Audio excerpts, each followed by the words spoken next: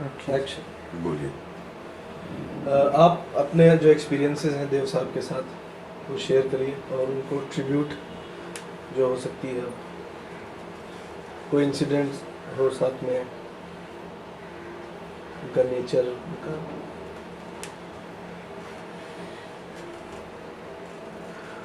मैंने मुन्ना भाई बीबीएस किया था 83 में, जब देव साहब ने मुझे फ़ोन किया, sorry I beg your pardon, 2003 में मुझे फ़ोन किया और कहा कि हाय, I am Dev Anand speaking, मैं आपके साथ एक कप चाय शेयर करना चाहता हूँ। तो मैं तो अटेंशन पे खड़े हो गया और मैं जाके मिला उनको। तो उन्होंने कहा कि मैं एक पिक्चर कर रहा हूँ मिस्टर प्राइम मिनिस्टर, और बताने गए कहानी मुझे। तो मैंने कहा कि देव साहब, कहानी बताने की कोई ज़रूरत नहीं, it will be an honour and it will be a pleasure to do your film. Film के दौरान दो चार चीज़ें मतलब ध्यान में आती है। पहले तो वो देव साहब कभी बैठते थे ही सेट पे, जूनियर आर्टिस्ट से बात कर रहे, एक्टर्स से बात कर रहे, कैमरामैन से बात कर रहे। और जब एक दिन हम एक बहुत बड़ा सीन शूट कर रहे जिसमें करीबन 100-150 एक्स्ट्रास हैं, और एक्स्ट्रास के ऊपर ज़्यादातर शॉट्स लेने हैं, मतलब क्लोजअप्स, उनके रिएक्शंस। और वो रिएक्शन, उनका एक स्पीच था, तो उन्होंने स्पीच दिया और सबका एक्सप्रेशन नोट किया, जाके प्लेबैक देखा कि जिन जिन ने अच्छा कोई एक्सप्रेशन दिया। और उसके बाद जब वो खड़े हो गए देव साहब कैमरा के पीछे, और हर एक एक्स्ट्रा का नाम उनको मालूम था। पहले तो उनको एक स्पीच दिया, he told the extras, extras नहीं कहते हैं हिंदुस्तान में, वो हॉलीवुड का टर्म है, जूनियर आर्टिस्ट। तो उन्होंने जूनियर आर्टिस्ट को एक स्पीच दिया, कहा कि हम तो एक्टिंग करते, हम मतलब major part of the film में स्टार्स ही रहते हैं, लेकिन आप लोग हमारे पिलर्स हैं, क्योंकि आपके बिना पिक्चर बन नहीं सकती। और उन लोगों को इतना मोटिवेट किया तो सब रोने लगे, दे वर सो एक्साइटेड। और फिर हर एक जूनियर आर्टिस्ट का नाम पुकार के उन्होंने कहा, अच्छा मोहन जी, अभी आपका शॉट आएगा। अरे ये दरवाजा बंद करो यार, बंद करके लॉक कर दो बस। थोड़ा सा पहले से फिर हर एक एक्स्ट्रा का जूनियर आर्टिस्ट का नाम पुकार के कहते, मोहन जी आपका शॉट लेंगे, अभी आपका रिएक्शन ऐसे होगा, क्योंकि आपका रिएक्शन और शालिन जी का रिएक्शन मैच नहीं होना चाहिए।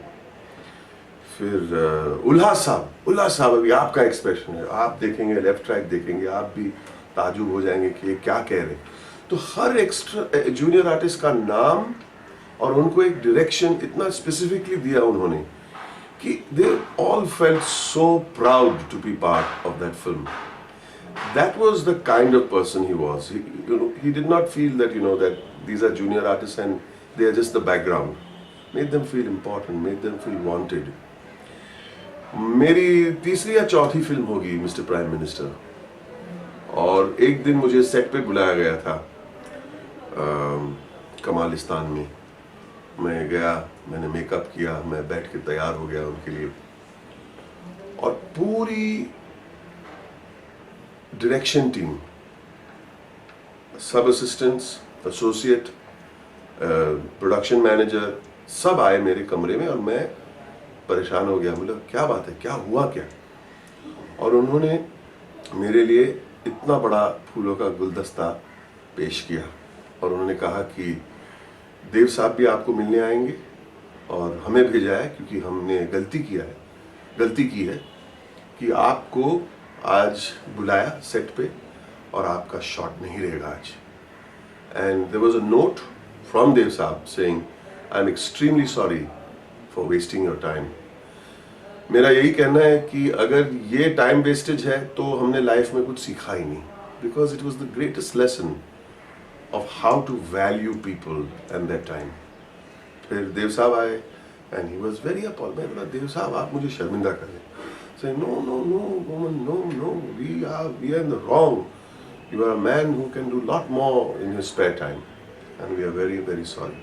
और मैं I felt so proud, I felt so small, I felt so big at the same time.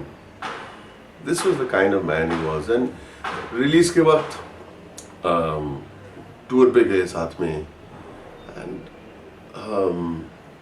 Picture की प्रीमियर थी अहमदाबाद में, और पूरी प्रेस को साथ में आई थी हमारे, और स्टेडियम में पिक्चर दिखाई गई थी. People did not really, shouldn't say it this way, I hope it doesn't sound wrong, but they didn't necessarily come to see a movie. They came to see Dev Saab, and when he would stand and put his hands up and wave out, some 15,000 people were there to watch a movie. I mean, a man, he had just turned 80 उस वक्त, 80th birthday का party रखा था उनके लिए. मतलब एक legend और लेगेसी जो कहते हैं ना, एक इंसान का, सिर्फ all by himself. It was a one-man show. And Rishi Kapoor साहब ने एक बहुत कमाल की बात की, जो मैं शायद रिपीट कर रहा हूँ, लेकिन I feel it's so apt and correct. उन्होंने कहा कि देव साहब was probably the youngest person in the business today. सबसे जवान देव साहब है, मेरे बेटे से भी जवान. That is the biggest compliment a man of his caliber can get. मैं अपने आप को खुशनसीब समझता हूँ कि मेरे छोटे करियर में मुझे एक उनके साथ 20-25 दिन गुजरने का मौका मिला. Is that said right? गुजारने का मौका ना? Yeah, this is also a one-man show now. What? You wrap it up. Oh God. But they can edit and keep some, no, darling? Yeah. You want more? के बहुत काफी हो नहीं गया. आप बोलिए सर. मौका गुजारने का मौका You've come to call us by the way. गुजारने का मौका मिला, and I really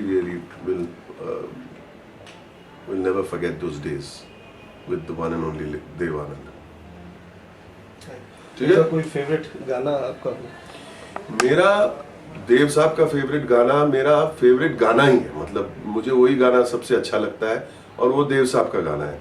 अभिनय जिंदगी का सर. नहीं, माय फेवरेट सॉन्ग इज अरे यार, अभिनय जाओ. नहीं अप्रू प्रेम पुजारी वाला. फूलों के रंग से. हाँ, मेरा सबसे फेवरेट गाना एक्चुअली देव साहब का ही है. फूलों के रंग से दिल की कलम से पिक्चराइज उनकी पहली डायरेक्टोरियल वेंचर थी. प्रेम पुजारी, वहीदा जी और देवानंद साहब shot in Switzerland. It's my most favourite song. कभी भी मैं मायूस रहता हूँ तो वही गाना गाता हूँ.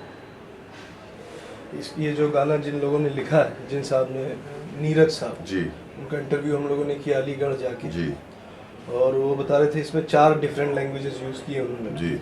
संस्कृत, मलिन, कितना मधिर, कितना मधिर, मलिन, yes. 4 लैंग्वेजेस यूज किए. और ये एक पहला ऐसा गाना है जिसमें मुखड़ा बाद में है, अंतरा Right. पहले. तो ये है स्टोरी. एक आपने ये वही गाना बताया इसके लिए. आई थिंक नीरज साहब के गाने तेरे मेरे सपने में भी है. तेरे मेरे सपने है, मैंने कसम ली, फूलों की बगिया, और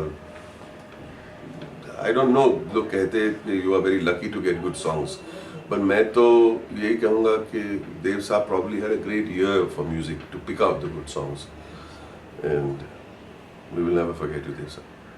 थैंक यू.